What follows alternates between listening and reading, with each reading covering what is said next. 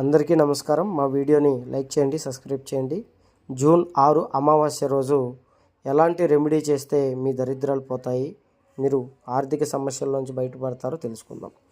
మీకు వ్యాపారాలు సాగకపోతే మీరు చేసే వ్యాపారాల దగ్గర ఒక కొబ్బరికాయ, 3 నిమ్మకాయలు, 3 పచ్చిమిరపకాయలని ఒక నల్లటి గుడ్డలో కట్టి అది మీ షాపుకు కట్టండి.